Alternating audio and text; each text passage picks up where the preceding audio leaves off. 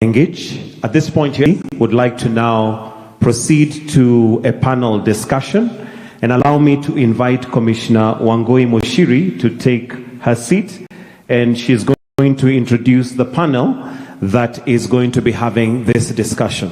Your Excellency, the objective of the panel discussion, it's a roundtable discussion bringing home the current status of the role of leadership and the way forward on matters wage bill and revenue. Commissioner Wangui Muchiri, the floor is yours. Thank you. Thank you, Gitonga. Thank you, Your Excellency. Allow me to stand on the protocols already established as I invite the panel to this discussion. Our first participant will be none other than the SRC chairperson, Madam Lynn Mengech. If you could please make your way down, and a round of applause as she does. She's worked very hard hosting this panel. Our next panel discussant will be the Cabinet Secretary for Public Service, the Honorable Moses Kuria. Thank you so much, sir, for gracing us with your presence. We will also have the Council of Governors Chairperson, Her Excellency, Madam Anne Waiguru. Please, let's give her a hearty hand of applause as she makes her way down. And last but not least, our keynote speaker for today, the Honorable Retired Chief Justice, Mr. Maraga. Please, if you could take your seat, please.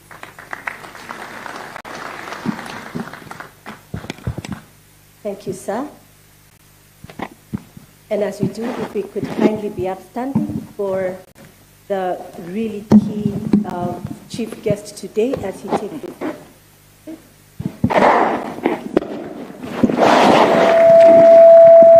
Let us welcome him kindly with a hearty hand clap.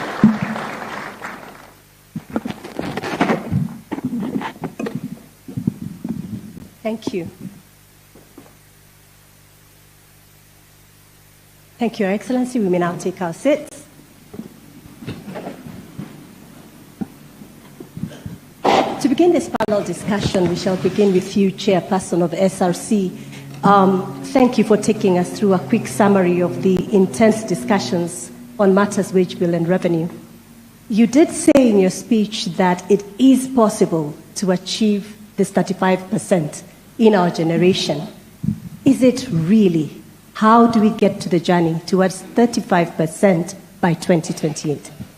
Thank you. Over the last 2.5 days, the participants in this conference have deliberated.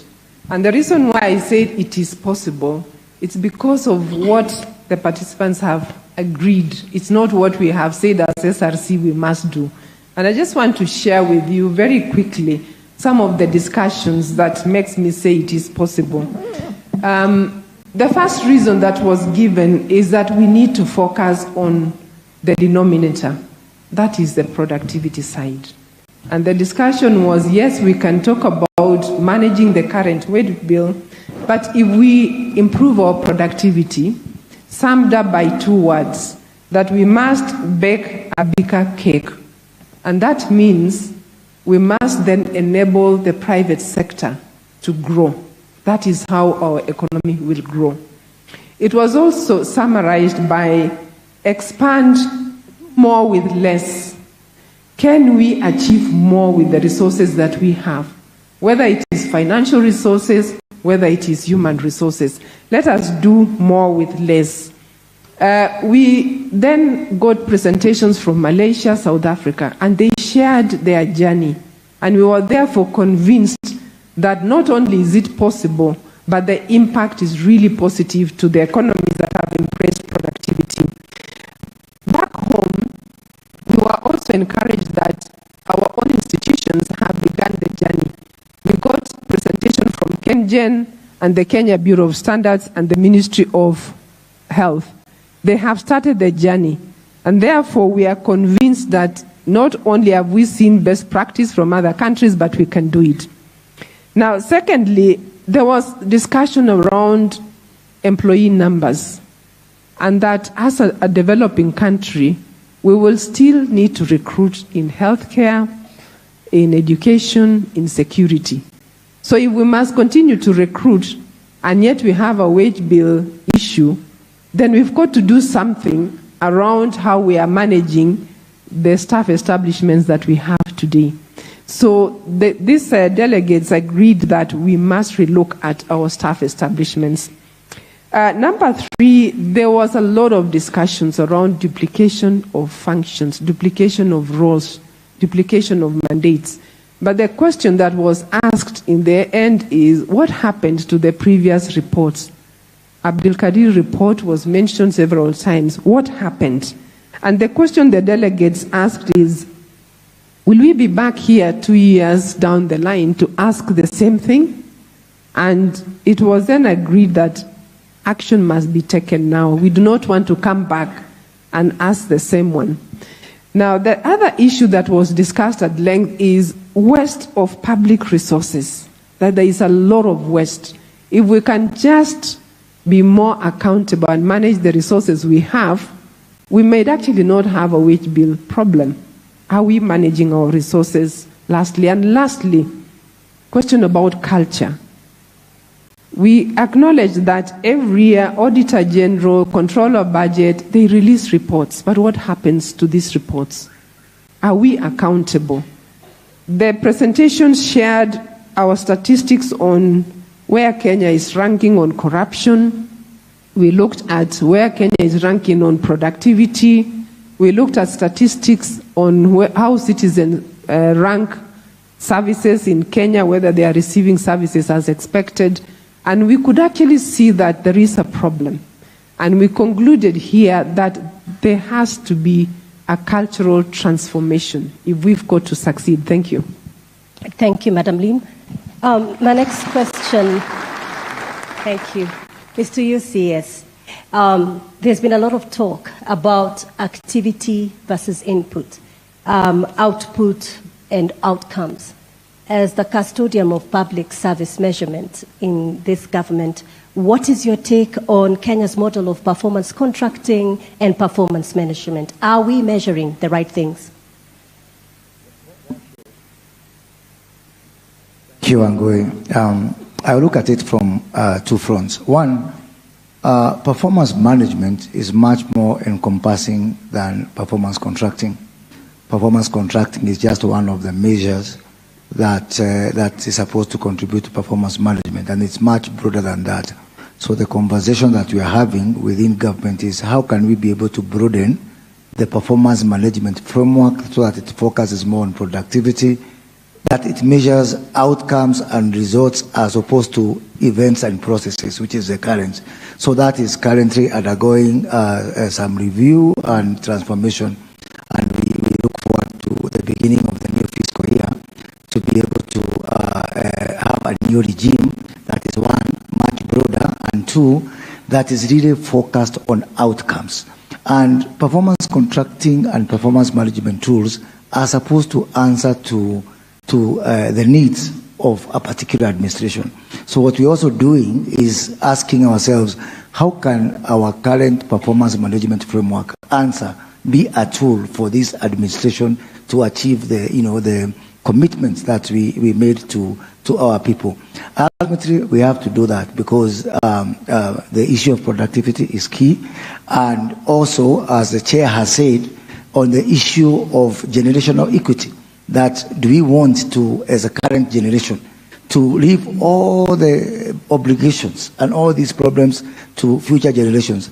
I'm going to let me tell you that these fiscal issues, because this ultimately fiscal issue, is actually, it is hiding some real good progress that we are making on other fronts. For example, when we make progress on our exchange rates, when we control our inflation, when we have our GDP growing this year expected at 5.6%, and then that is wiped out by all these fiscal issues that come with recurrent expenditure. And finally, we want to broaden this discussion and ask ourselves, is this just an economic issue? No, for me, it is a moral issue, it's an ethical issue. How can we have 1 million people who are the public servants consuming 41% of our revenues and leaving the other 53 million people to consume 59%? In fact, I would question the other 53 million people. Why are they so patient with us? Well, there's a moral issue, and there's an ethical issue of how can we have just 1 million people living on the back of another 53 million people. Thank you. Thank you. Thank you, CS. Wow.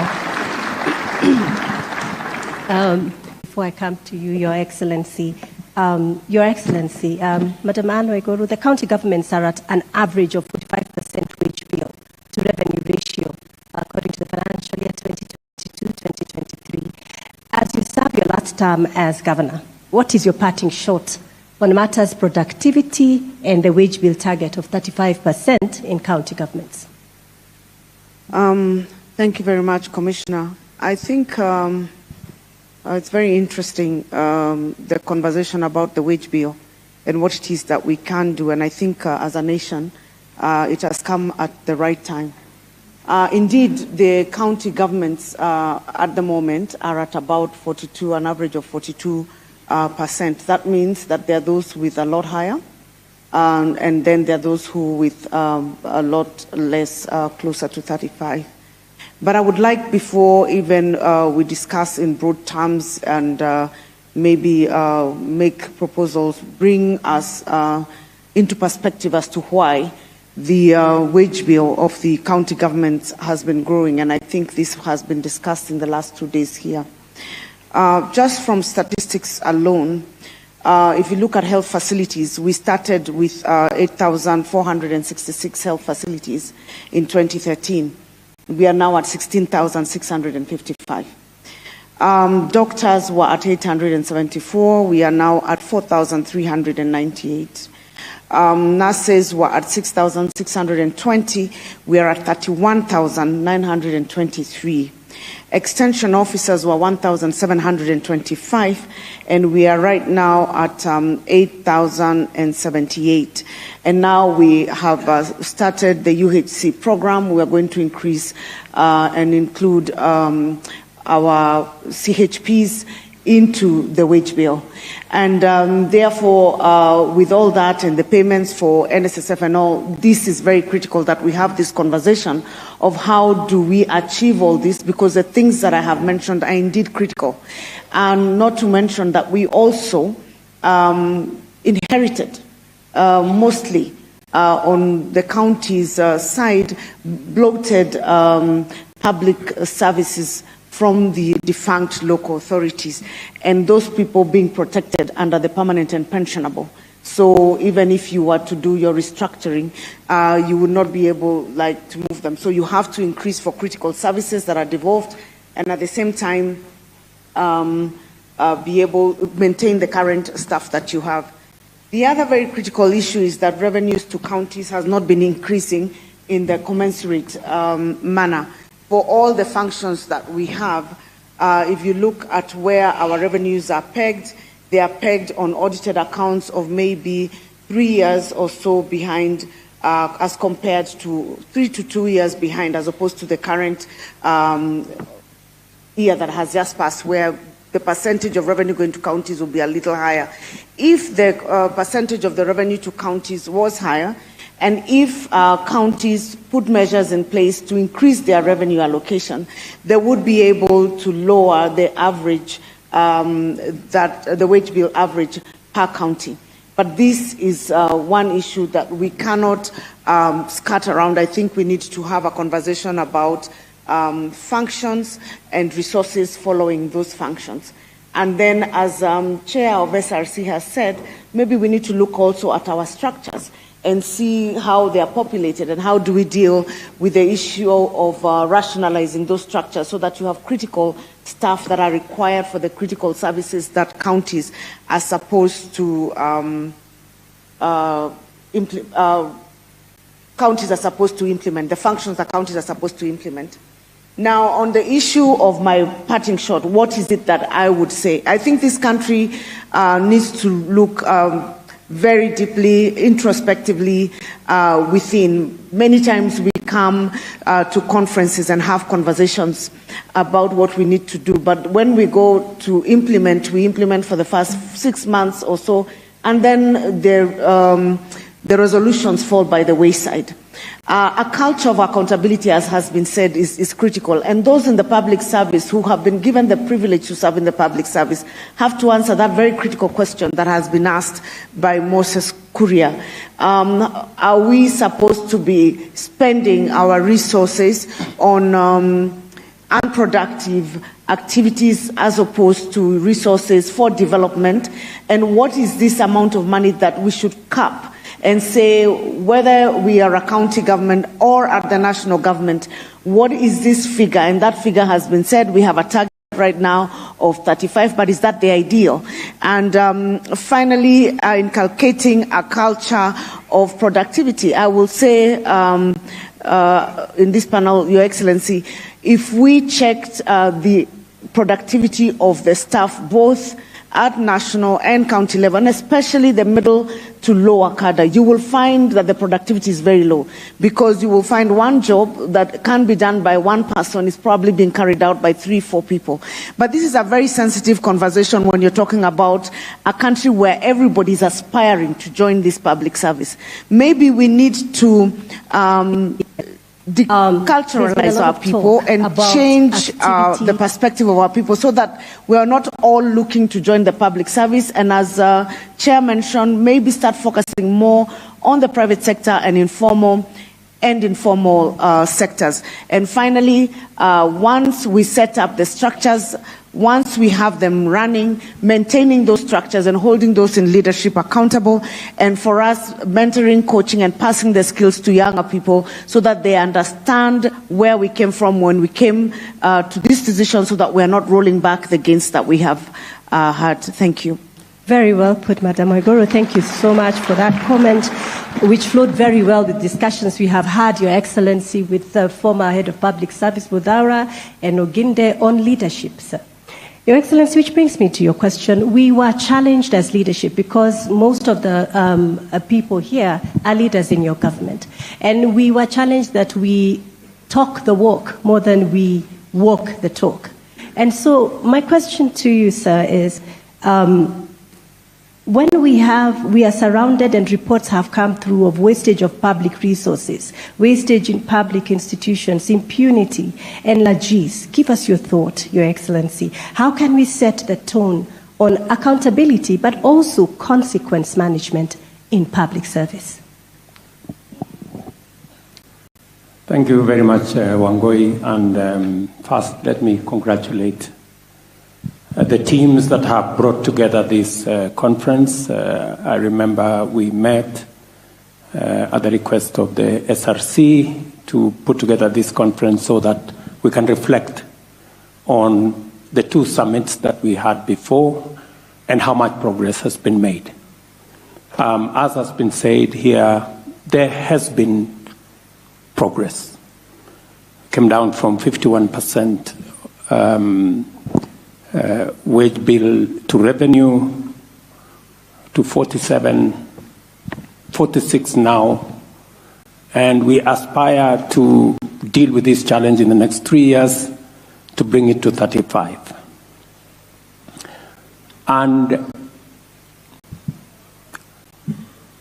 the success of any country, the success of any plan or initiative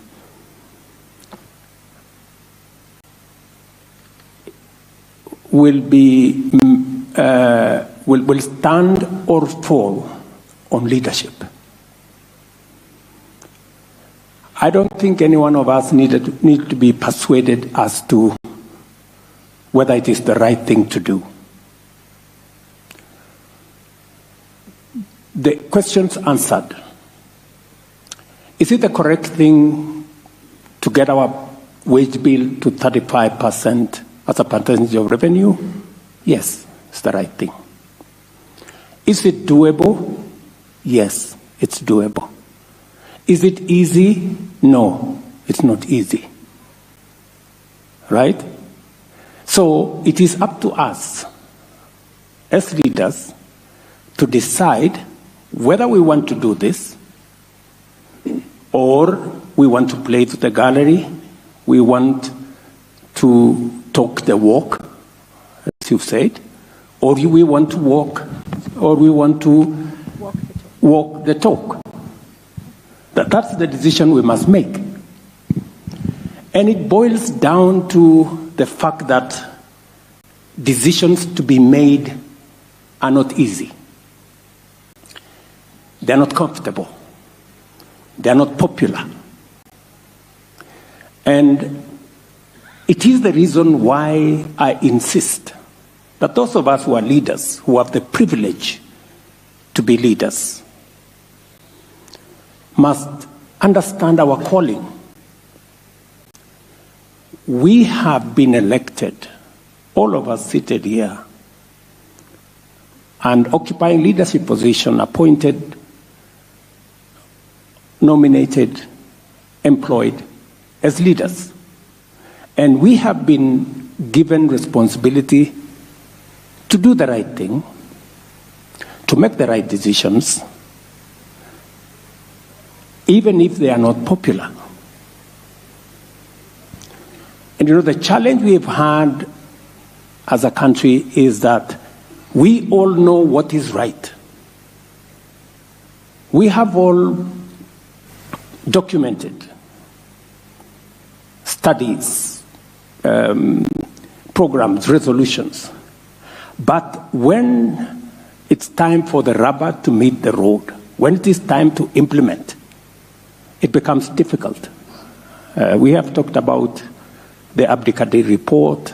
We have talked about the various resolutions of the wage bill before.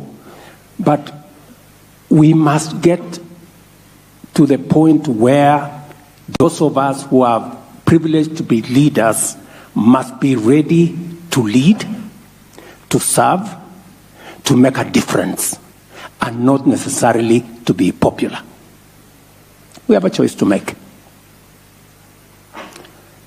And if you want people to clap for you all the time, if you want to be a popular guy, you have an option. You can be a comedian.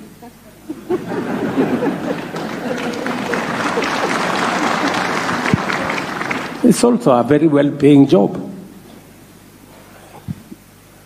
And it boils down to some of the, let me give you two examples. You have a whole cabinet minister. We are having a conversation about drug abuse, alcoholism.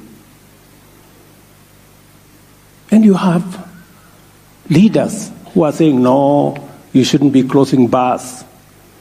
You are mistreating people. Really? Okay. Because what are we chasing? Popularity. Okay. The other day, we have a doctor's challenge. You can hardly pay because we've said, there are real issues we want to deal with. You have leaders who it is in their place, including governors, saying we support the doctor's strike. Really? If you support the doctor's strike, pay the money they are asking for. So we must stop chasing what is popular. We must go after what is right. And so,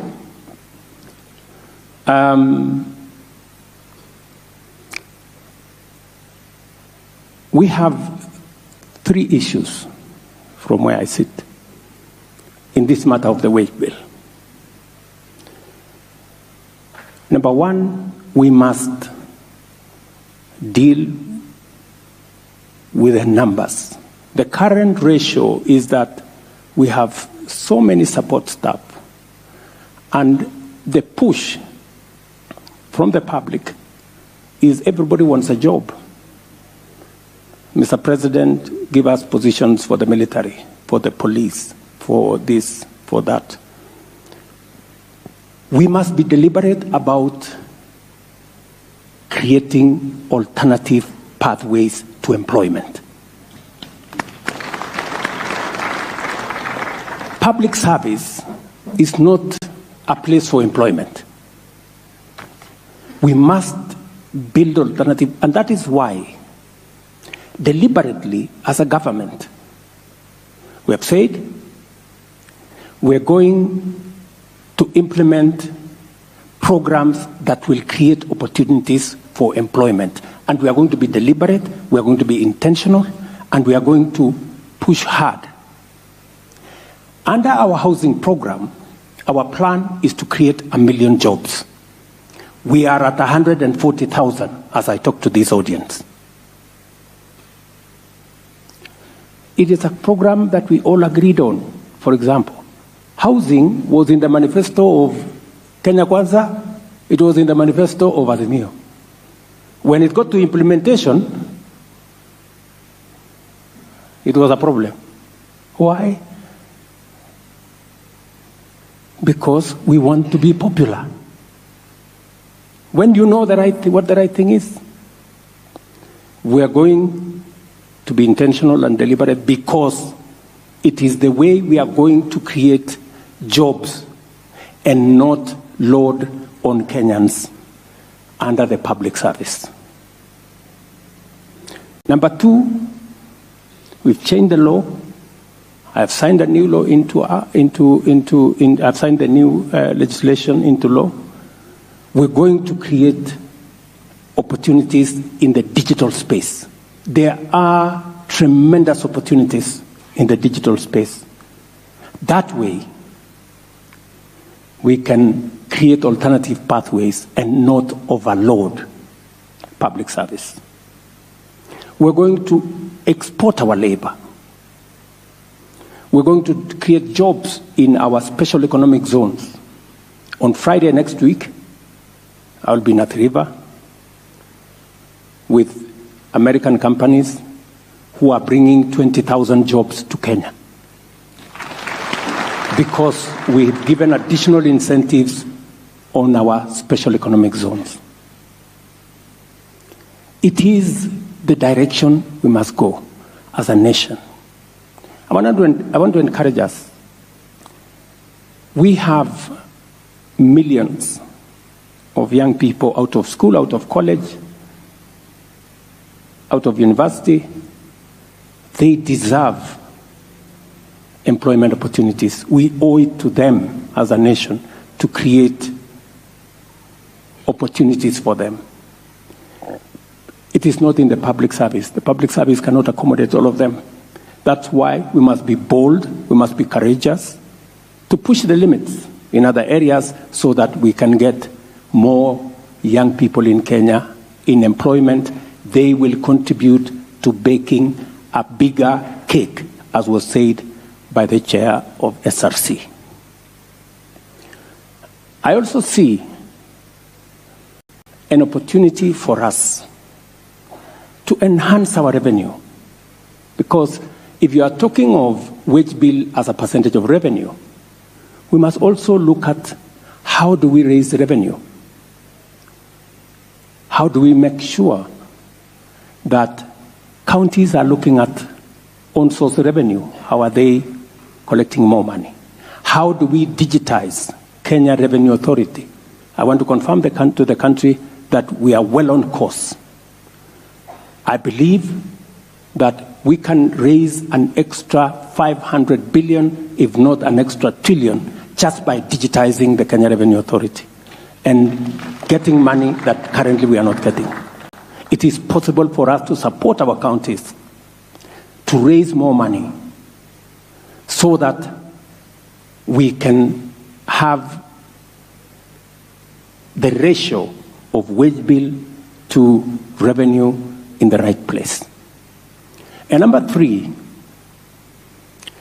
we must deal firmly, decisively with corruption. We must. There is a lot of wastage. There's wastage, there is pilferage, there is outright theft in the public space, and with a lot of impunity. We can put more resources into development. And I think we have now stabilized what we needed to stabilize. We will now confront the monster of corruption head-on going forward. Whether it is in counties, whether it is in the national government, just imagine a simple audit of people working for government has revealed that we have 2,100 so far people with fake certificates working for government. And just a simple audit. And from this conference, Madam Chair, I hope we are going to add one more resolution on fake certificates. Those who have earned money using fake certificates should refund us our public money. Isn't it equivalent to obtaining by false pretense or something? You know? And those who are in government offices today with fake certificates, they should leave. They should resign and go away and look for money to pay us public resources that they have earned falsely. And that chain continues. That chain continues. Good people, we just must do what we must do. And for your information, I intend to do it. Yes. And I am ready to take the consequences. I'm already Sakayo, so there is no problem. If the country is going to get where we want it to go, I don't mind names. Yeah? I don't mind names. So long as we get the country where it should go. So, I don't know whether I've answered your question, but that is my position. I know we have set a target of 2028, Madam Chair. I think it's doable earlier. I think we can do it earlier. We can at least review it by 1 year, down by 1 year. We can do it by 2027. I think it's doable. Because we are burdening the next generation of Kenyans. And you know, speaking to the matter Moses mentioned, that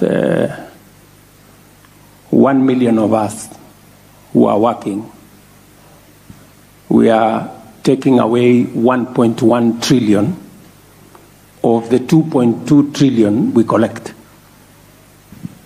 So 1 million of us.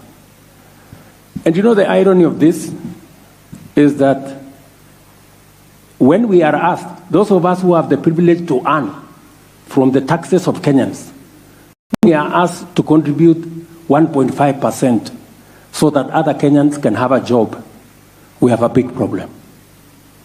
Not forgetting that there are another 50 million Kenyans who earn nothing, as we earn something.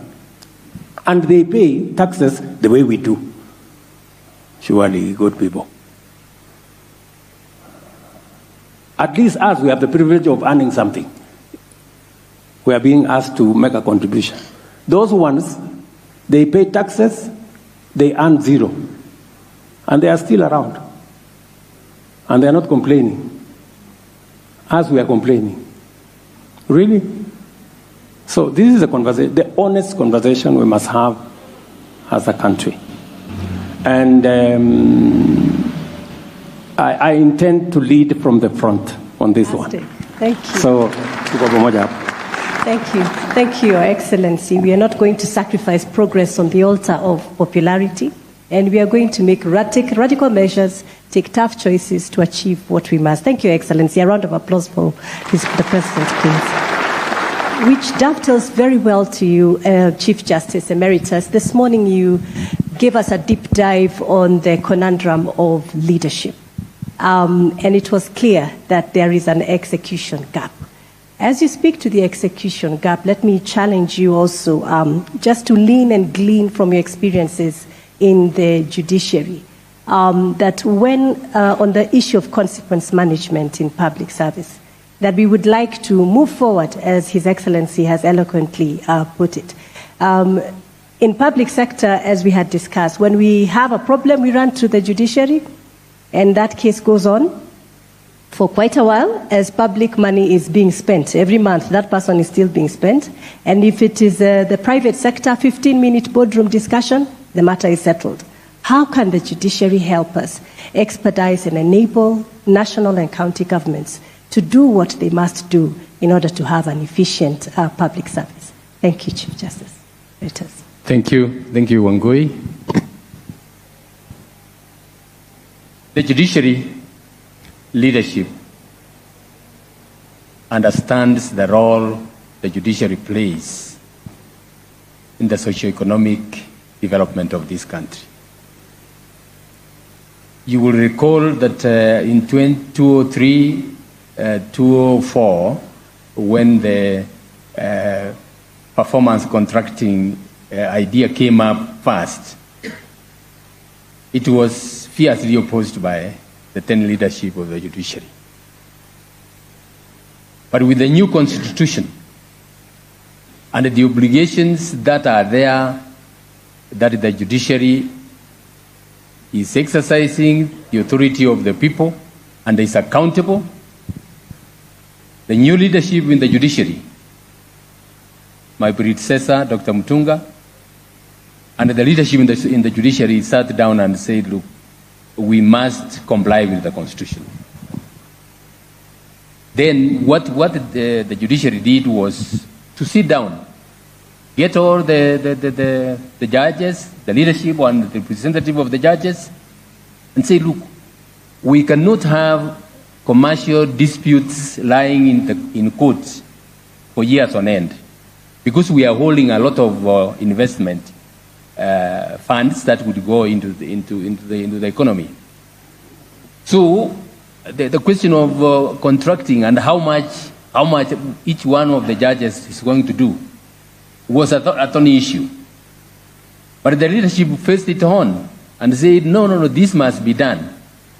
When I came in, we got the judges themselves into groups and said, look, we are under obligation to perform and perform optimally.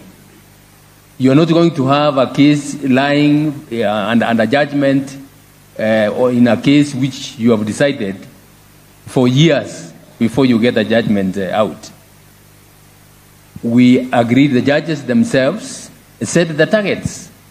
They set the targets. Then the judiciary leadership looked at the targets and assessed whether or not we were only talking about numbers or we are also incorporating quality work in that. And came up with the performance assessment and the contracting, and the judges themselves and the magistrates started working towards those targets. I'm happy to report that quite a number of matters were resolved, and the speed at which the cases are being disposed now is much, much higher. The other thing that we looked at was the issue of alternative dispute resolution. We embraced it. It is in the Constitution. We embraced it and said, look, there are very many matters that can be disposed of through alternative dispute resolution. So we came up with mediation. Arbitration is there. We told the judges to deliberately look at the issues, cases before them, and see which ones can be resolved through those alternative dispute resolution. When you talk about cases, Your Excellency, cases of succession at the end of the day boils down to the distribution of the deceased estate. And if you're going to be mechanical and say you want to hear these cases and decide, you will get the siblings going out of court, in fact, and getting arms to kill each other. But when we came up with mediation and referred most of those cases to mediation, quite a number of people were happy going out. The siblings discussing those cases and going out and dealing with them. So that's how we have gone about it. And now we came the time of utilizing technology. You know, from the COVID-19, 2020, most of the operations came to a standstill. As the leadership of the judiciary, we said, look, we can't. We are offering essential services, and we must find a way of dealing with this. And we came up with the harnessing technology. We had challenges. We, a lot of opposition, sadly even from part of the government, Your Excellency, and more even from the stakeholders. But we were firm, and we started virtual courts. We started electronic filing of cases. Your Excellency, it is now common knowledge that the courts are able to operate, quite a number of them. The Court of Appeal, for instance, doesn't have any virtual sittings, physical sittings anymore. They are disposing cases through virtual hearings. So that is what it requires. You require leadership. Like now, we are finishing this unless you have a courageous leadership, unless you have a committed leadership. We will come back here 5 years down the line and say, look, the resolutions from this conference, maybe only a third have been implemented. And we go on going in circles. So what I would, as I said in the morning, what we need is leadership which understands its role, which understands its mandate, which knows that it is answerable to the public. And more importantly, Your Excellency, I'm happy with your statements. Yesterday and the day before, listening to the discussions that were here, what came out clearly in my mind is we need political will. Political will at both levels of government to move quite a number of things. And with His Excellency at the helm and in front, and the governors following suit, I can't see why we cannot achieve or get near achieving what we require to do. Thank you. Thank you. Thank you very much, Chief Justice. Before I go to Prime Cabinet Secretary, let me ask CS Moses Kuria. Your ministry is the custodian of the IPPD. How can we ensure that all public sector institutions migrate to a unified payroll system to mitigate wastage, double pay, ghost workers, manual pay, fake pay, etc., etc.? Thank you. Thank you, Wangui.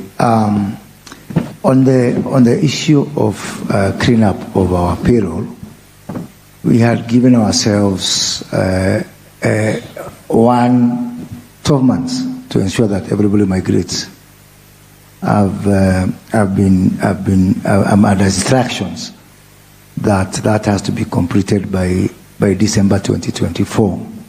That everybody at all levels of government must be under the IPPD system.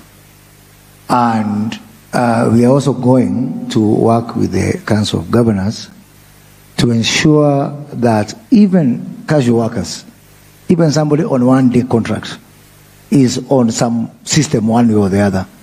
Even the issue of casual workers is not reason enough for someone to be outside a payroll system.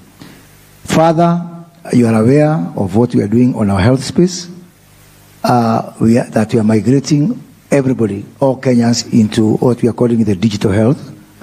And as part of that digital health migration, we have to take data of all Kenyans.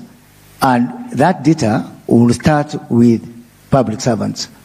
So my ministry is working with the Ministry of Health to ensure that as we migrate to the new social health scheme, and we take the details of workers, of Kenyans, starting with public workers, that will also be an exercise for census. So, as I said before, on the issue of ghost workers, because the people from our religious space have failed to fully exercise ghosts. We are going to use technology to ensure that this issue of ghost workers disappear. Thank you. Thank you. Thank you. Let me ask us to focus our attention on the podium as I ask the Honorable Prime Cabinet Secretary this next question. We are currently operating on an average of 65% of approved staff establishment in the public service. If we were to recruit to 100%, the wage bill will grow from 1.1 trillion to 1.8 trillion. What is your take on this number, sir?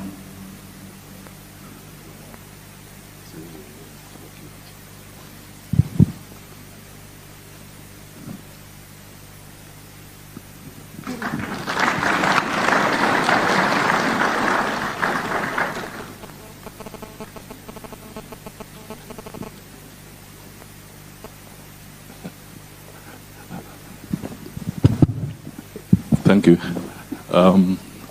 You can understand it's awkward to be speaking from that podium when the president is here. That is the quickest way to get my salary slashed.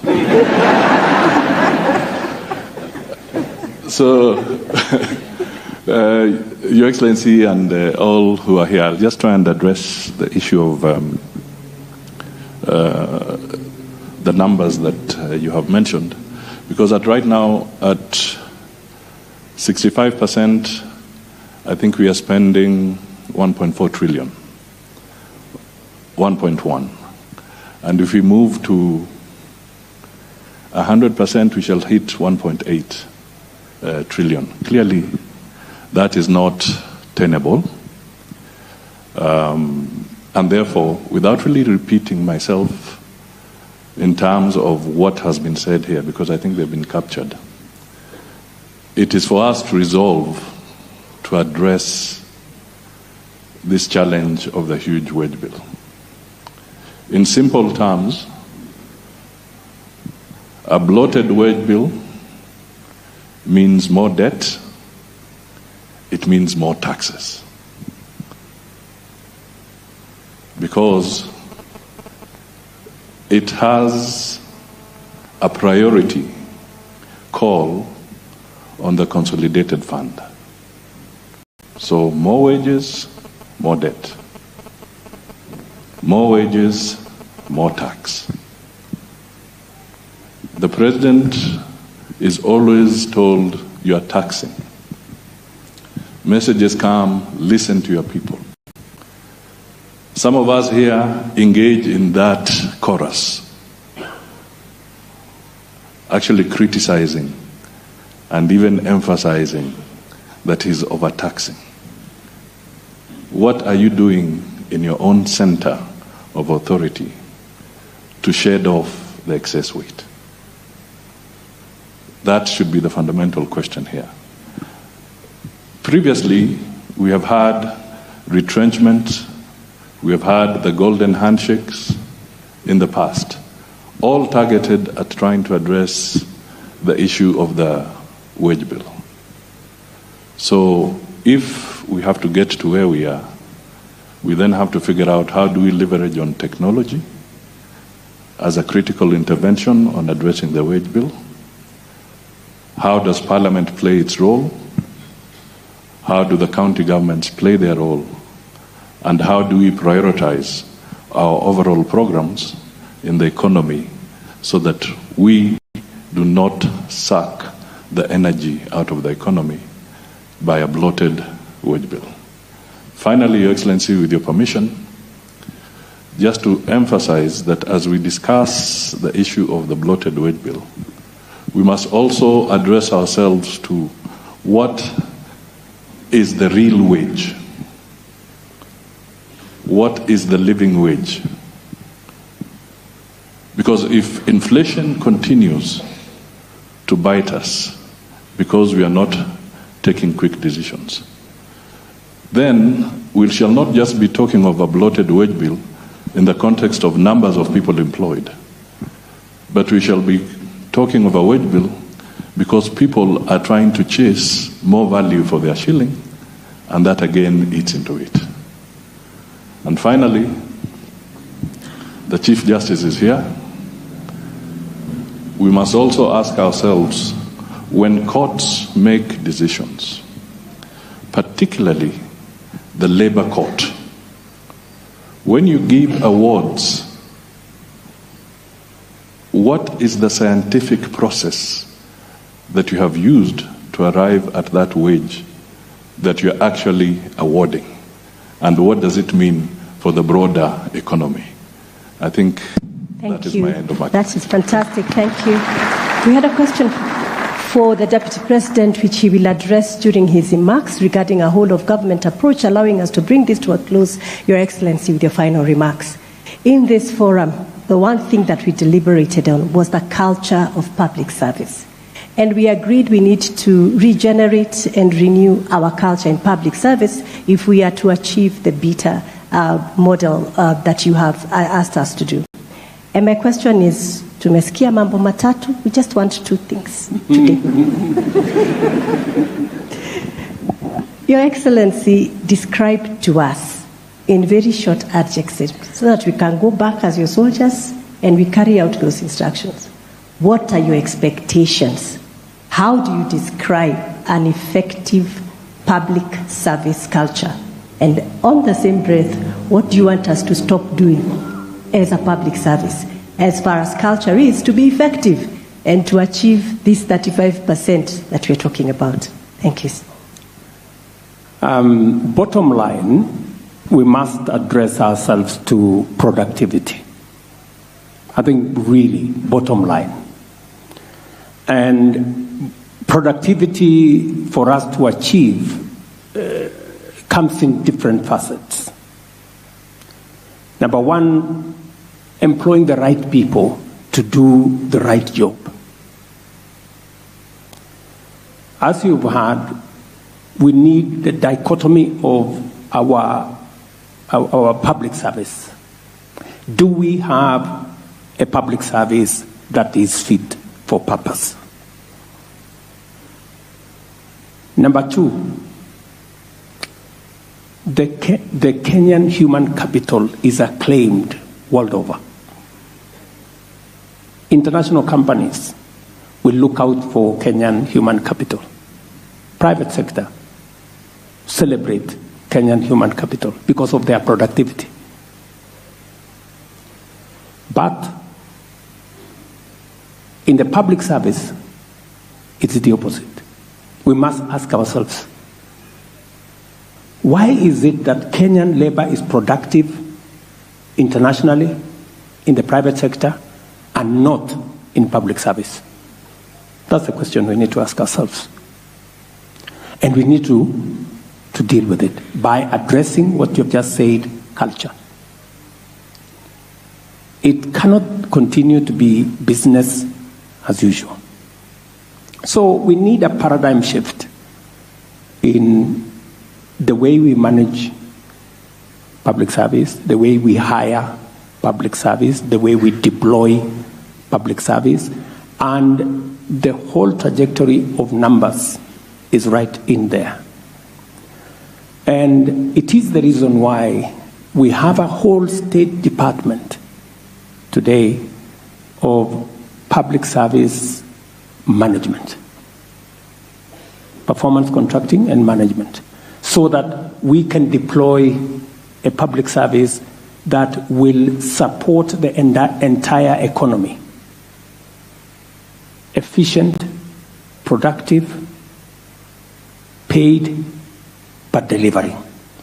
So this is my take on what I think of what the public service should look like and will look like. It is going to take the whole of government approach. We will need leadership from the counties, from the national government, from the legislature, from our judiciary.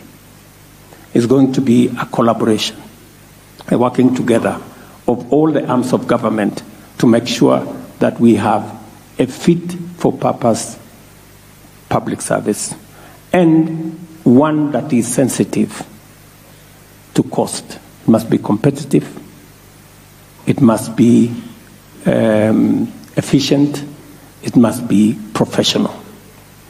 And again, we must address ourselves to the subject of wastage, of pilferage, of theft. We must address ourselves to that. And the fact that we are having this conference in this context is a very good thing, so that we can speak to each other truthfully and honestly, understanding where we are as a country and living within our means. We have a budget every year that has a fiscal deficit. 500, in fact, in 2022, we had a fiscal deficit of $1 trillion, meaning we were seeking to spend $1 trillion which we didn't have. We pulled it to 800 billion. We pulled it again to 600 billion. As we go towards, in the next 3 years, as we go towards having a wage bill to revenue of 35%, I will equally be driving to get a balanced budget, so that we spend the money we can raise. The money we cannot raise, we just be responsible, we relax until we raise the money so that we can spend it. Absolutely. I mean, it's just being responsible, it's being honest with ourselves, and it's being reasonable. Asante. Thank you. Thank you very much. On my own behalf and the steering committee, it's been an honor hosting you, Your Excellency, on this panel, as well as our honorable guests. I think mambo kwa ground imeshift, and the line to SRC for more salaries has reduced, Chair. Our work is going to become less. Let me allow our honored guests to take back their seats and hand over to state functions. Thank you.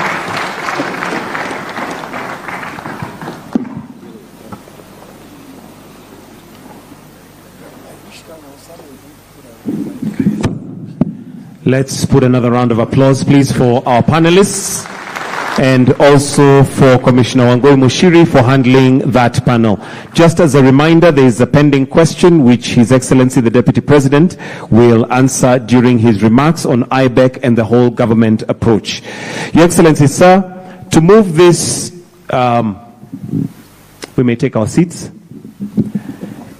To move this from a talk shop to action, there has to be resolutions and commitments that will be made. So at this point, Your Excellency, sir, I'll invite the Salaries and Remuneration Commission Chairperson, Mrs. Lynn Mengich, to come and read and submit the resolutions made so far. We can put our hands together as we invite her to, or welcome her, to come and read the resolutions.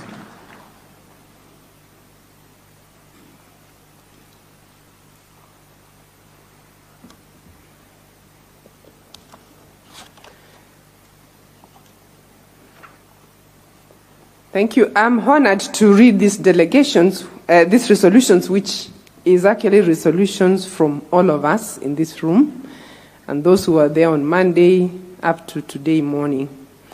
So the first resolution is all ministries, departments, and agencies, state corporations at the national government level to refine their strategies and action plans to achieve a wage bill to revenue ratio of 35% by June 2028. These strategies and action plans to be submitted to their respective cabinet secretary by 30th June 2024 for approval. The National Treasury and the Controller of Budget to progressively monitor the trajectory and ensure that provision of personnel emoluments do not exceed 35% threshold by 30th June 2028. The lead actor will be SRC and the SCAC, and collaborators is National Treasury, COB, Ministry of Public Service, CEOs of state corporations. Resolution number 2. All county executive committee members for public service to refine the strategies and action plans to achieve a wage bill to revenue ratio of 35%. The strategies and action plans to be submitted to the County Executive Committee by June 2024 for approval. The county governments and the Controller of Budget to progressively monitor and ensure that provisions of personnel emoluments do not exceed the 35% threshold by 30 June 2028. Resolution number 3, the public service institutions to review and rationalize their staff establishments with a view to align to affordability, fiscal sustainability, right composition, skill sets, and fit-for-purpose organization structures that will facilitate the institutions to achieve the 35% by 2028. Resolution number 4, review the Kenyan model for performance management by December 2024 to shift from measurement of activities and inputs to outputs and outcomes. Institutionalize measurement of productivity, integrate the various measurement systems, and create clear linkage to a reward and sanctions system. Resolution number 5, all institutions of the national and county governments to adopt and build capacity on performance contracting as an accountability tool in line with medium-term Plan 4 with effect from 1 July 2024.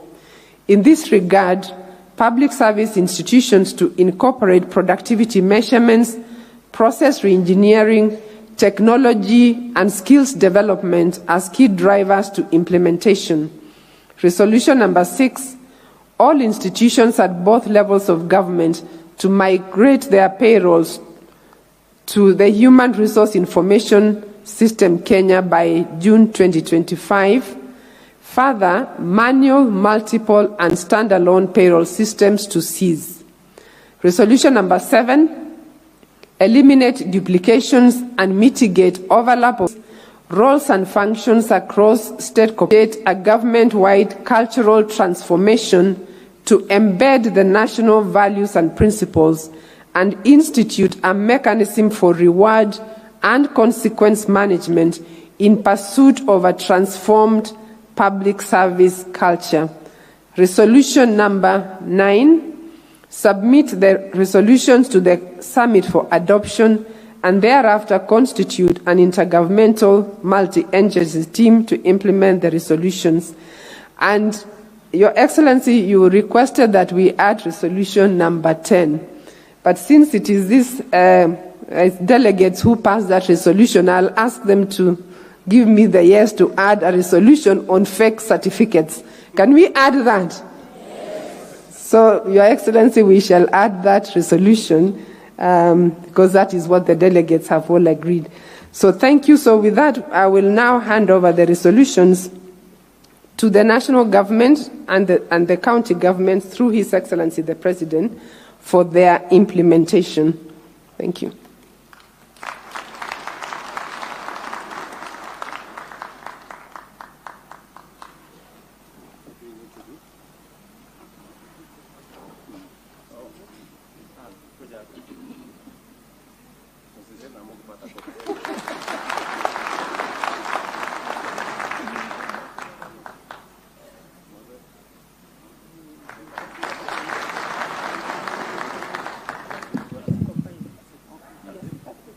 Thank you, Excellency.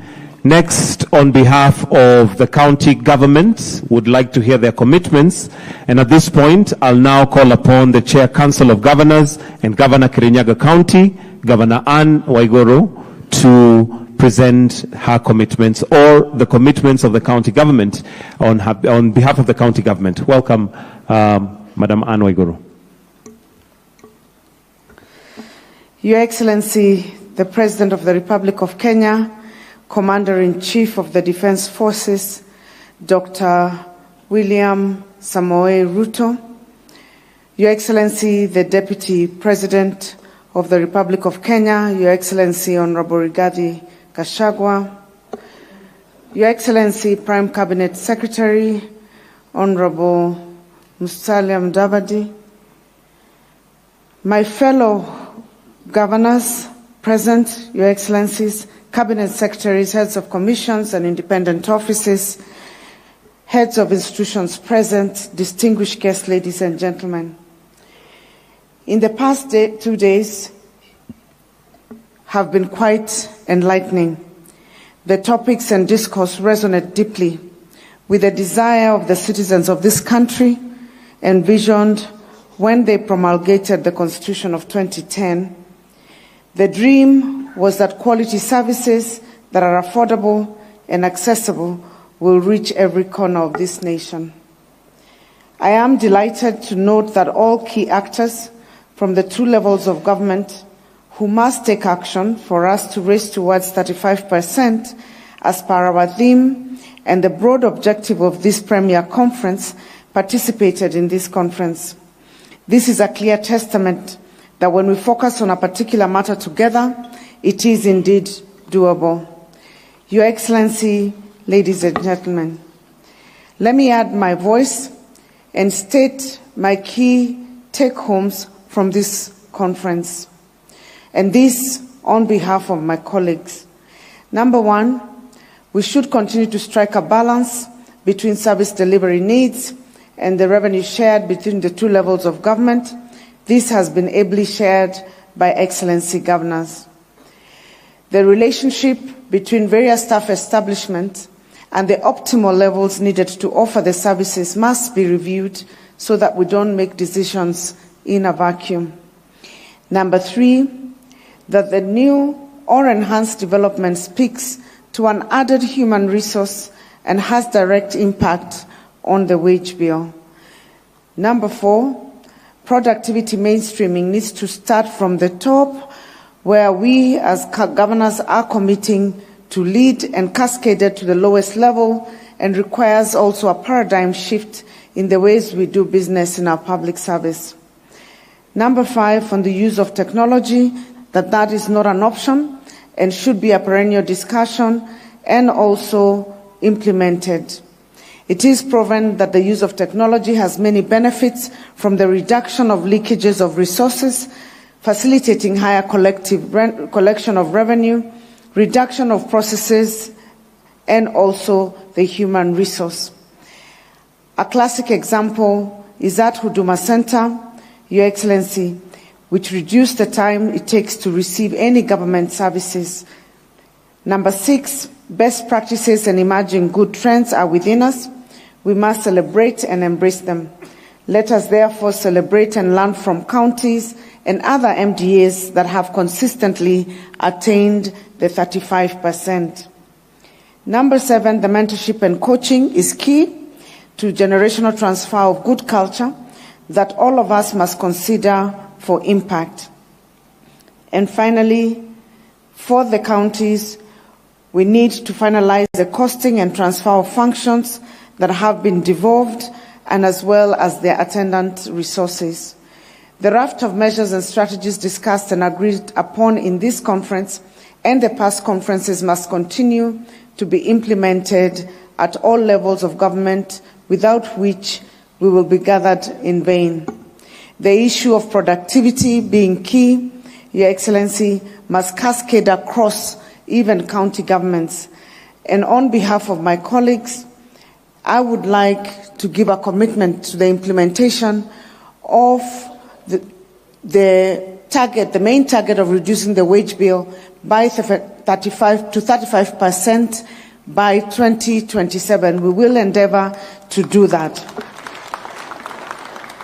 Your Excellency, we will also review our structures to ensure that they are aligned.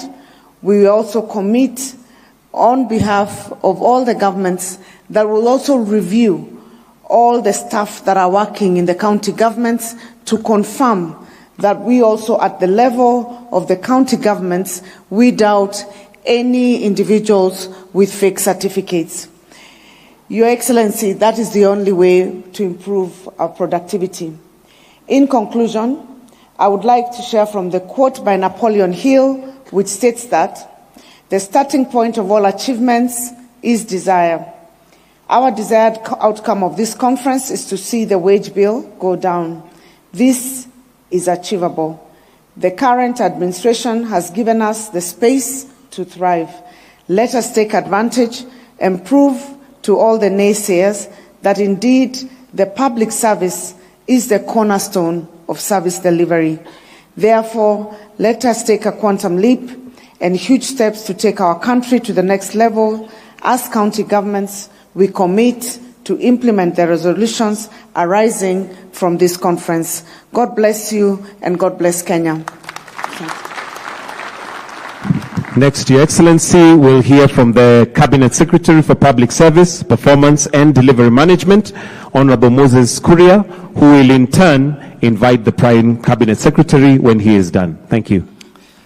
Your Excellency, the President of the Republic of Kenya, Your Excellency, the Deputy President, Prime Cabinet Secretary, Chair of the Council of Governors, Governors present, Cabinet Secretaries, Principal Secretaries, and all protocols observed. The Ministry of Public Service is cognizant that the issue of reducing the wage bill from the current 46% of our revenue to that 5%, it is not a nice to have, it's a must to have. It is not an option, it's an imperative. And in this regard, the ministry is also cognizant of the fact that this is not the only issue that we have to deal with to reduce our recurrent expenditure, which continues to frustrate our ambitions. As we open our balance sheet every year, we open with an irrevocable commitment to fund several programs, to fund our free primary program, to fund our free secondary program, to fund our fertilizer subsidy program, to fund our social protection, to fund our counties, to fund our NGCDF. I don't know why anybody would want to be the president of this country. Because even before we open the year, we are opening with so many commitments which are irrevocable and which are non-discretionary. So to add to this issue of the wage bill shows that we really are already operating within a very constrained fiscal space, and so therefore we must do. And in this regard, my ministry commits on behalf of national government to do 4 things.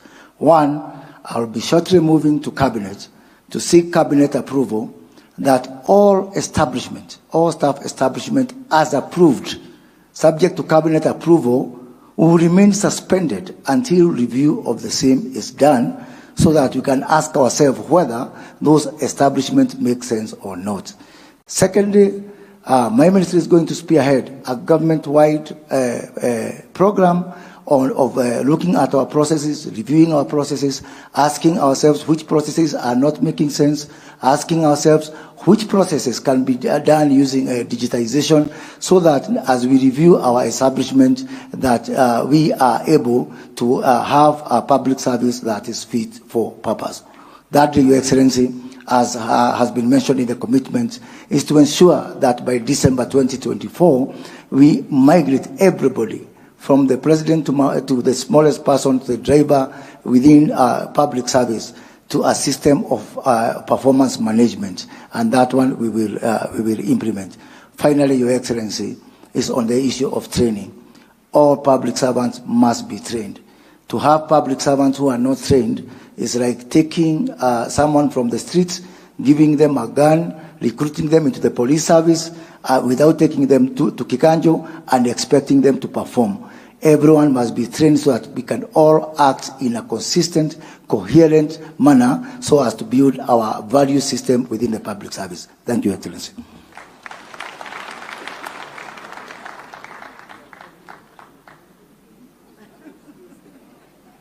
Now it is my pleasure to invite the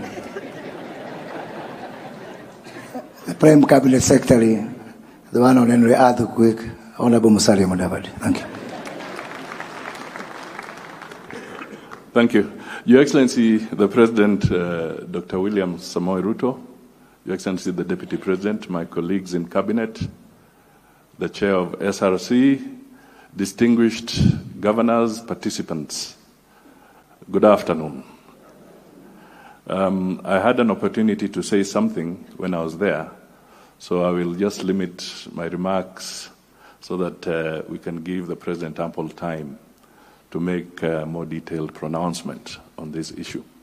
But first, let me commend the SRC and all the people who have put this convention together, because indeed it is a very significant gathering that is aimed at shaping and improving our economy. That is absolutely important. The second thing is just to be a little bit maybe philosophical. Ladies and gentlemen, you know Bomas is famous. Resolutions in Bomas sometimes are bitter, sour, or sweet. But today we are gathered here on a very fundamental issue. And what I want to acknowledge is that we are all resolving that the target of 35% to revenue ratio on the wage bill is significant, it's important, it's a critical target. You are resolving to be part of a team that is now going to be enjoined to Zakayo, in quotes, so that you can be part of these tough decisions that have got to be made. The President of the Republic of Kenya has been making very tough decisions, extremely tough, because the status of the economy that was inherited by the Kenya Kwanza government was extremely difficult, and it remains difficult. So difficult decisions have got to be made to deal with debt, to deal with revenue, to deal with security, and so many other things. And what we are addressing here, and the resolve that we shall have in making sure that we can follow through on this, is going to be both bitter, sour, but ultimately sweet for the people of Kenya if we do it right, and we do it knowing that we have a target set collectively to improve the well-being of the country. So that is all I can say. Let me not go into any other numbers or details. And it is my honor to request the Deputy President, Rigathi Gachagua, to come forward and make his remarks, and thereafter invite His Excellency the President.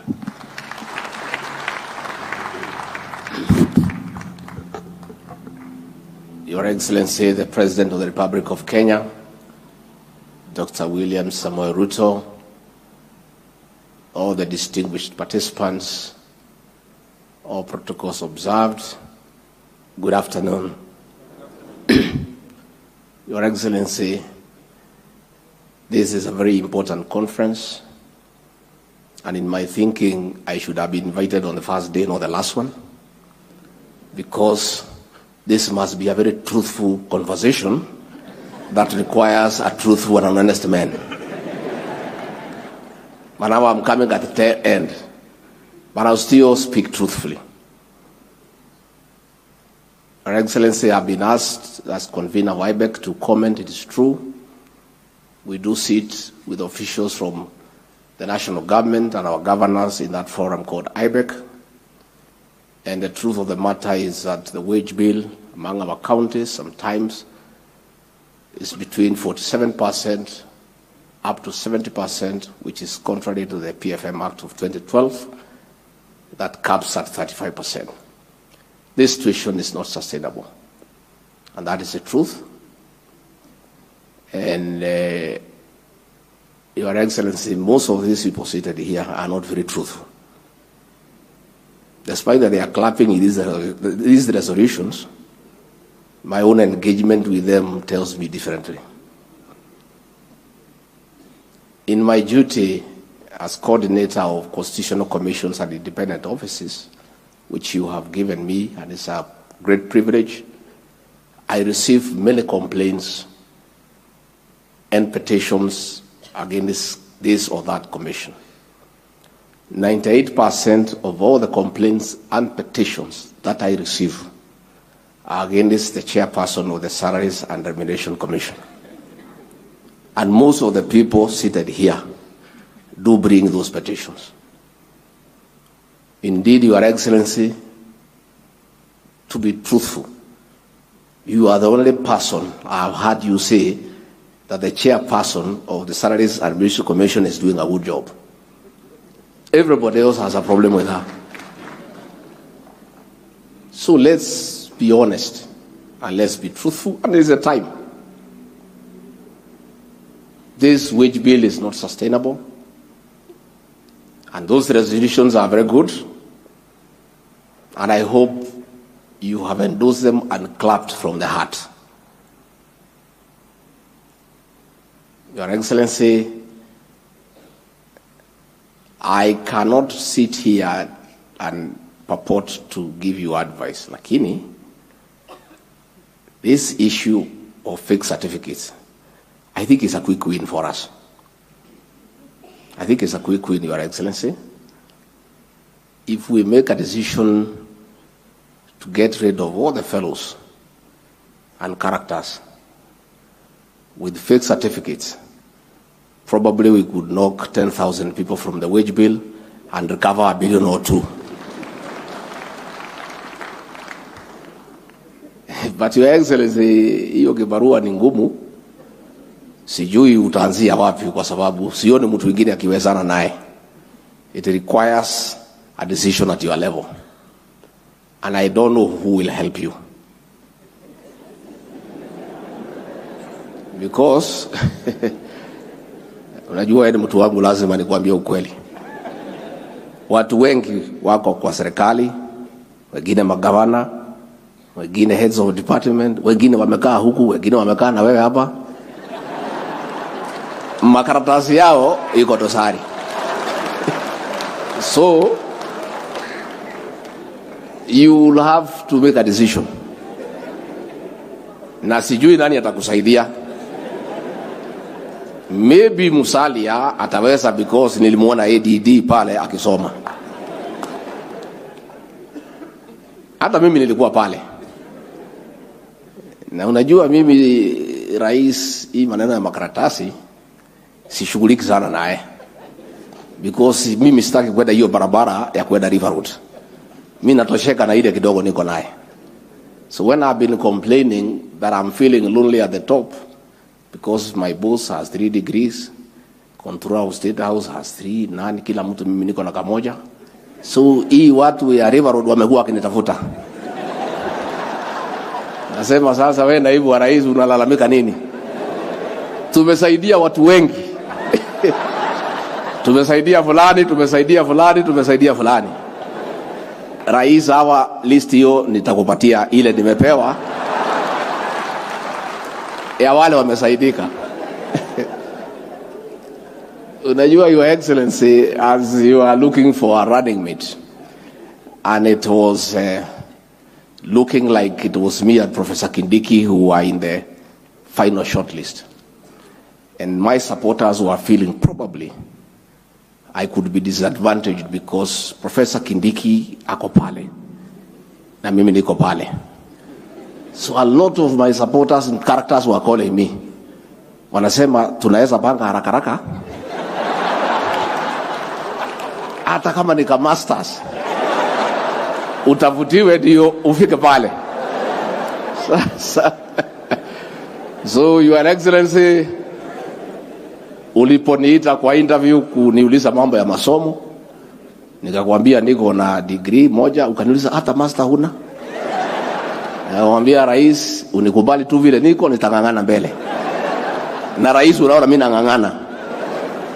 The beauty, there is no need now to look for these funny certificates. Kuna haja.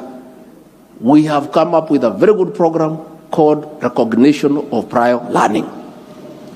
If you feel you have skills and competencies that needs to be certified, the mechanism now is there. Kuna haja ya kwenda River Road, Uganda, Ghana, wapi, kuna haja. So hata mimi kuna haja ya kwenda kungana na masters. I'll turn up kwa hii watu ya qualifications, niseme nimengangana hii na hii na hii, na ninaona kama nimefika hiyo kiwango.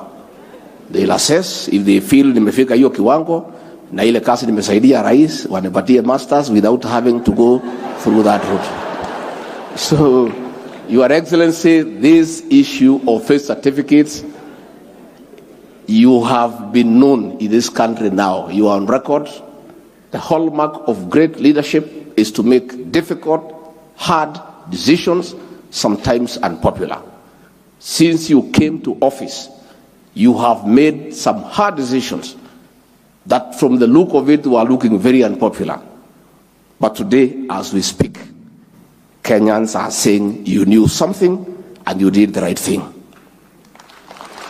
In this matter of wage bill, in this matter of fixed certificates, Your Excellency, I want to encourage you, make hard decisions that will be beneficial to this country. And that will form part of your legacy. With those very many remarks, let me request all of you to be upstanding as we welcome the President of the Republic of Kenya to come and speak and probably pronounce himself on hard and difficult decisions. Mr. President. Thank you, my friend. Asante sana Rigiji, tafadhali tuketi. I am delighted to have the honor of presiding over the closing ceremony of the third National Wage Bill Conference for a number of excellent reasons. The first, of course, is that it is absolutely necessary for government to stay abreast of the public sector wage bill as a component of our recurrent expenditure in the context of our broader fiscal agenda. We must always keep in mind that the purpose of government is to attend to the interests and well-being of all citizens by providing essential services and cultivating an environment that fosters economic transformation and inclusive growth. At the same time, we must always remember that economic governance and management are underpinned and necessitated by the inescapable condition that resources are always limited. Our development needs many, and our strategies robust and ambitious. Our commitments will always be defined by the direction of our resource expenditures. And the question always is, are we throwing public resources into a bottomless pit, or are we making sound investments that will anchor growth and create opportunities for many, if not all? This reality is the fundamental question which follows us whenever we concern ourselves with any aspects of public finance management, and which is always answered one way or another by our budgets, whether it is at the national or at the county level.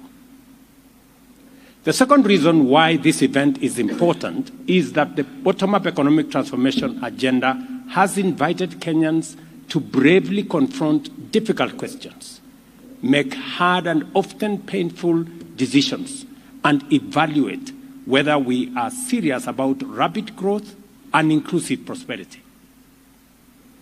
The bottom-up economic transformation agenda examined the levels of poverty in our country, the number of people without employment, persistent food and nutrition insecurity, as well as severe vulnerability to climate shifts. The agenda has also prescribed a radical program of ambitious investment in programs and projects with potential to rapidly and sustainably turn the situation around. These investments in the strategic sectors of agro-industrial growth and food security, the micro, small and medium enterprise, universal health care, affordable housing, and the digital and creative economy require development financing to be available consistently and over a long period.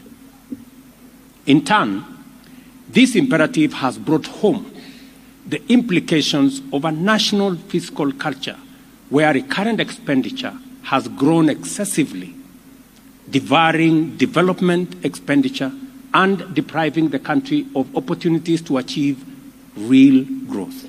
In fact, This culture reached the point of borrowing expensive debt to finance recurrent expenditure and consumption subsidies.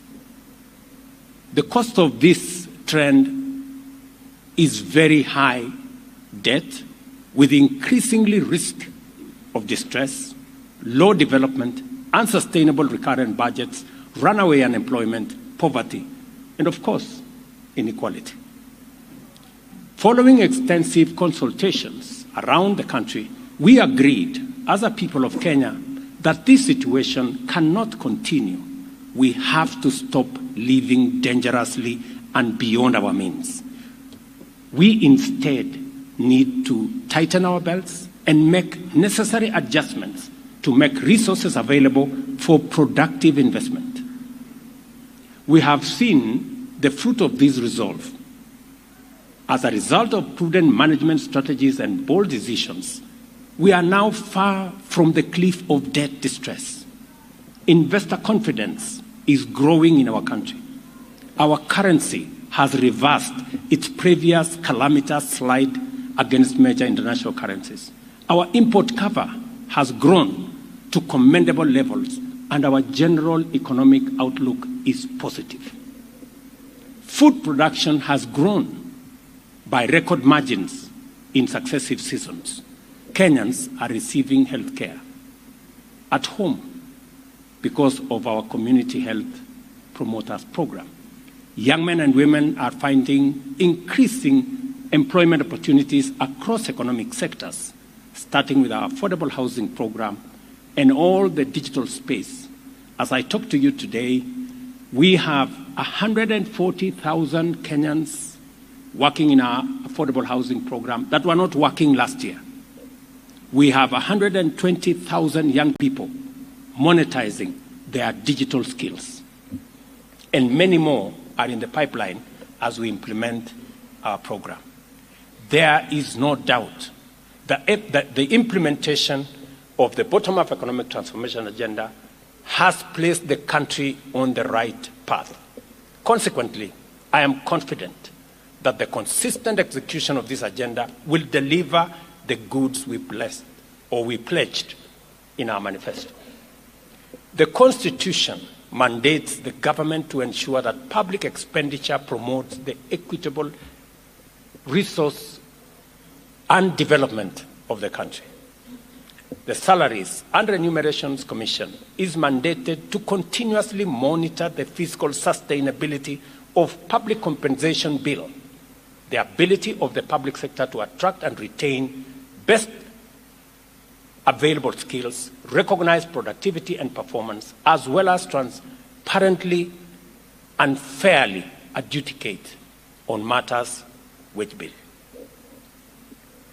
I know, as my deputy has said, if there is one organization that is not very popular, it is the Salaries and Remunerations Commission. They have a problem with the legislature. They have a problem with the executive. They even have a problem with the judiciary because everybody expects more pay. I want to encourage our legislature. I know they have tried in the past to limit the budget of the SRC as a punishment. I want to encourage them to be more patriotic. If there is one organization that needs support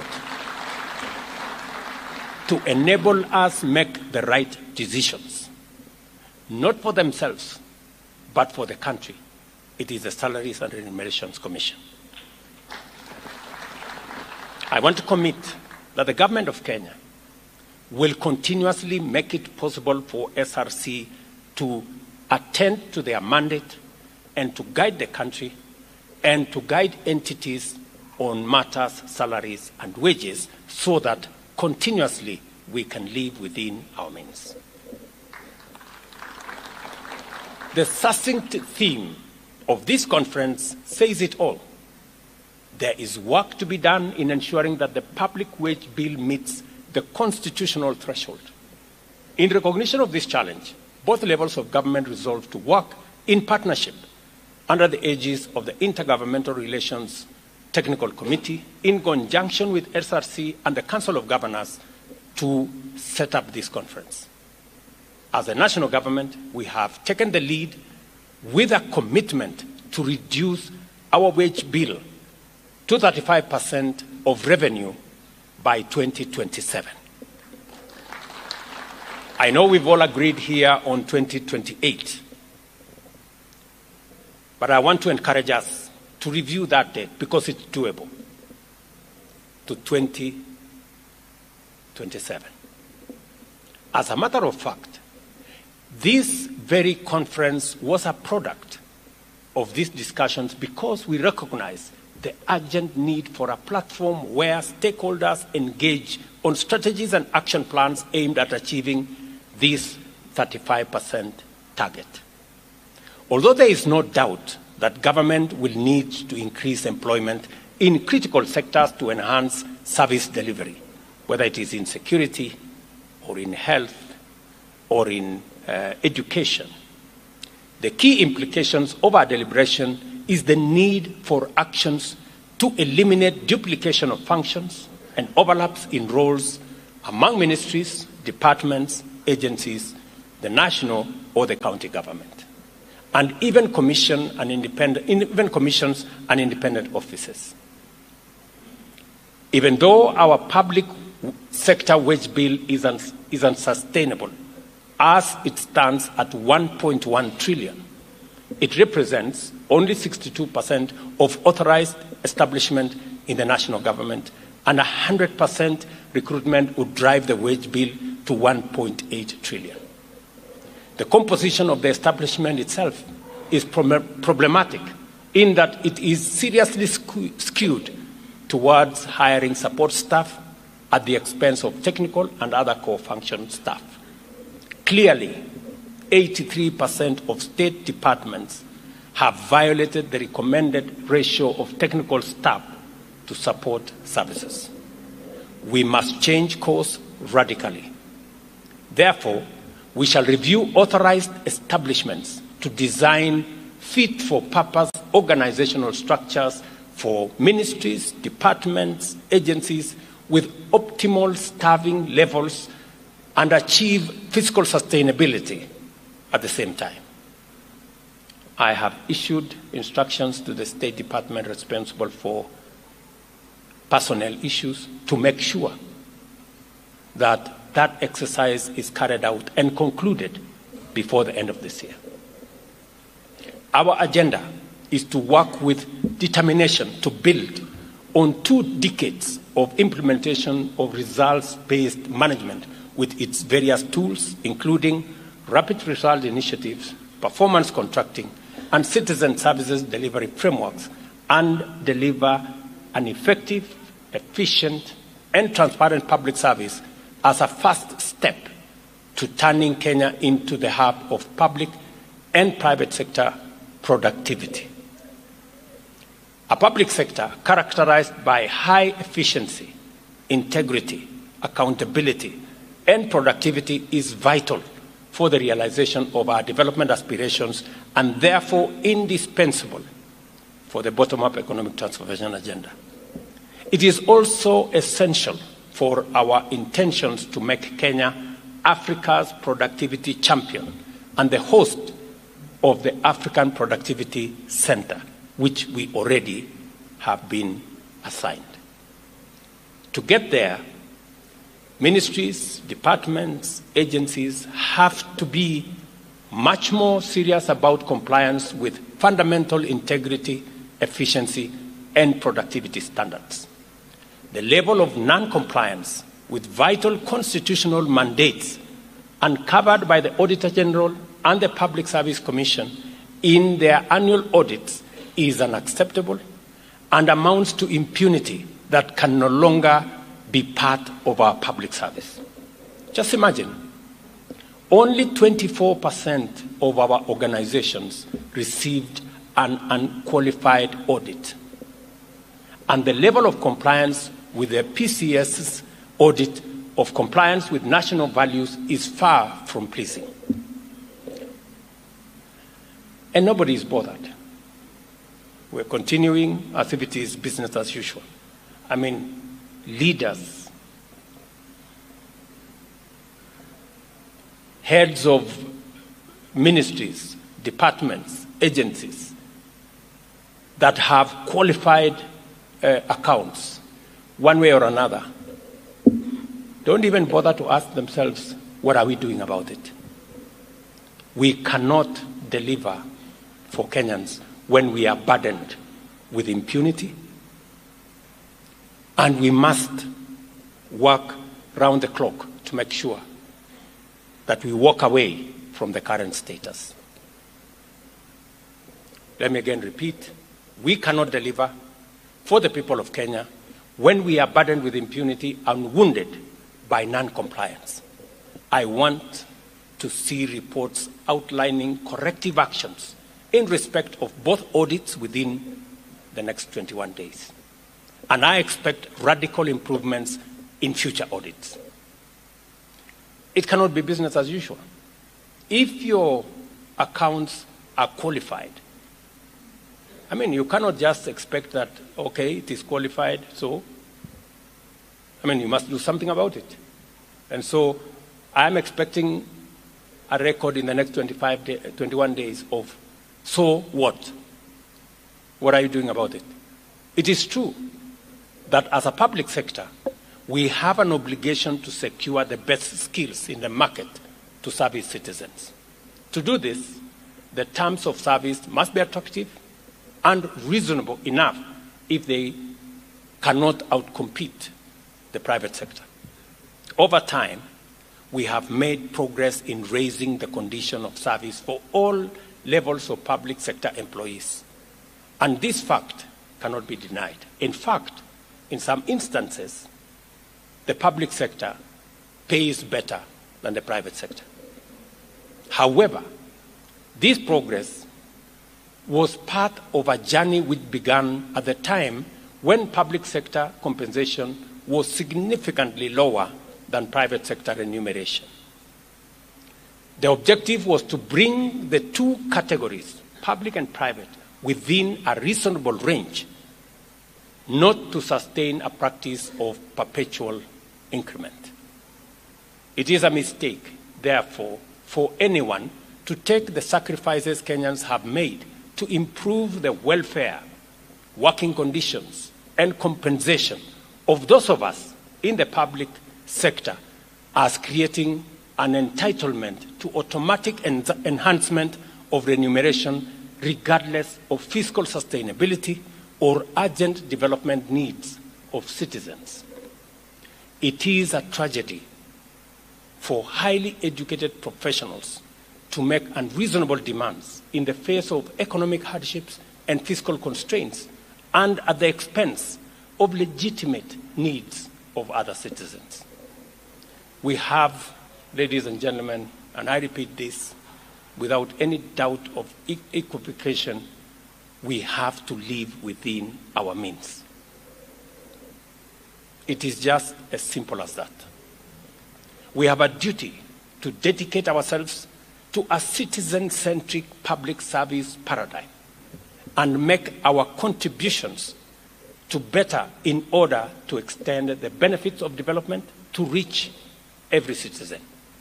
Let us be patriotic servants and diligent professionals. I commend the institutions which have won the Wage Bill Accountability Awards for setting a worthy example for the rest of the public service. They just confirm to us that it is possible.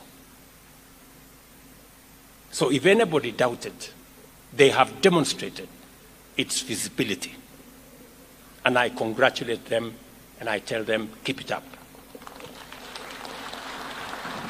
I have carefully listened to the resolutions of the Third National Wage Bill Conference as read here by the chairperson of the SRC, and identify myself with the proposed strategic interventions aimed at putting Kenya on the path to a public service wage bill that is sustainable under the towards 35 aspirations set out in the conference theme. Let us collaborate and remain committed to implementation because that is where the test is. We cannot fail if we work together in the spirit of patriotism, partnership, and teamwork. The government of Kenya remains committed, available, and determined to support every institution in implementing these resolutions. We must therefore get to work immediately and remain on the job until it is done. We have, ladies and gentlemen, a unique opportunity to achieve radical and lasting positive change in our country, whose effects will last for generations.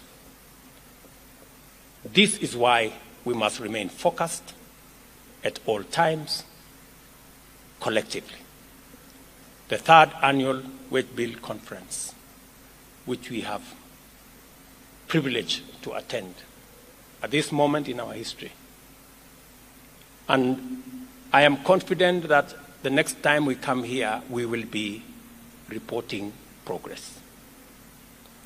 As I have requested, Madam Chair, that the job that we have assigned ourselves, bringing down the wage bill from 46% to revenue to 35% to revenue, can be achieved by 2027.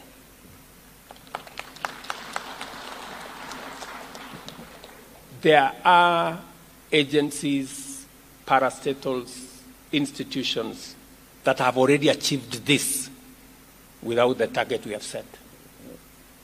They confirm to us that with commitment, with determination, with courage, we can achieve this sooner than even 2027. We need to work collaboratively, we need to work together and see to it that every agency pulls their weight. And as I have said, already the 2,100 identified people who have been earning government wages and salaries with fake certificates, so that to Susumbuane, they should just refund the money we pay them as salaries and wages, so that we stop the games. Otherwise, EACC, DCI must move with full speed to recover public resources that were spent on these people. Let me also announce here that those who have fake certificates working for government at any level, please surrender and walk away. Because it will not be business as usual as we go into the future. It is impunity of the highest level for any person to walk into a government office knowing very well that they have a fake certificate and actually get a job. I think it is, we spend 65 billion shillings every year on our education, surely. We should be able to take advantage of the 65 billion shillings we spend and get the 650 billion Kenya shillings every year we spend on education. You should be able to take advantage of the 650 billion we spend on education and get yourself a proper certificate. I don't think that it's too much to ask, so that at least we can hire. Part of the challenges we have in the public service is because the people who are working there don't have the qualifications they claim to have. And that contributes to the problem that we have. But finally, let me congratulate the Salaries and Remuneration Commission, the Council of Governors, and all that have participated in this conference, that we are harmonizing our strategy, we are collaborating, we are working together to make sure that we take our country to the next level. And I am very confident this country is a country of tremendous potential. This country is a great country. This country is a blessed country. We can take Kenya to the next level, working together. And I am very confident that it is doable. the third Wage Bill conference is now officially closed. Asanteni sana, and God bless you.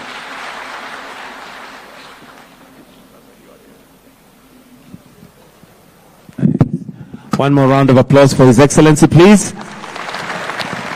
May I kindly request that we take our seats briefly. Your Excellency, the Wage Bill Accountability Conference, or rather the Wage Bill Accountability Awards, to be given to several. So if we can take our seats kindly, briefly.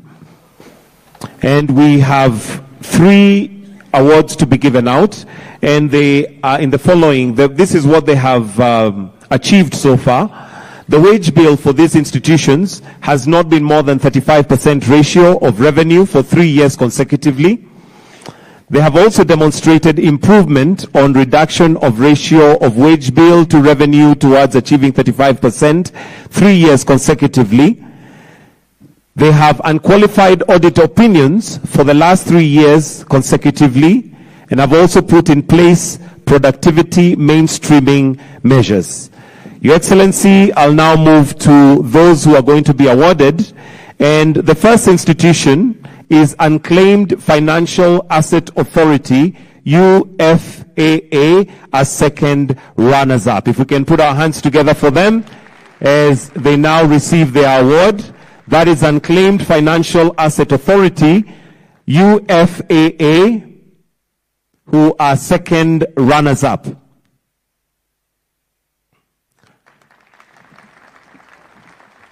First runners-up is the Kenya National Qualifications Authority, KNQA.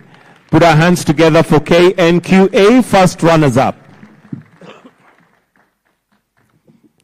And the winners, Your Excellency, is Insurance Regulatory Authority, IRA.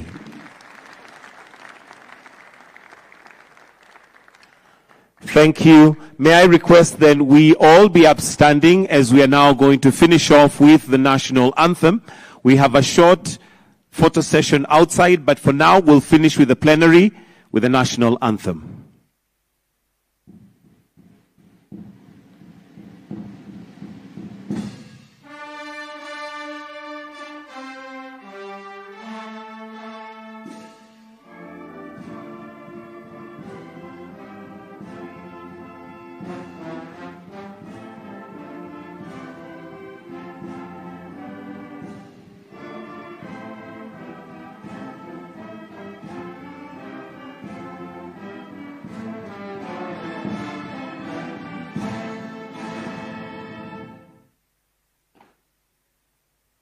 And with that, Your Excellency, we've come to the end of this plenary session. We'll request that we remain standing as we allow His Excellency to retreat at his own pleasure.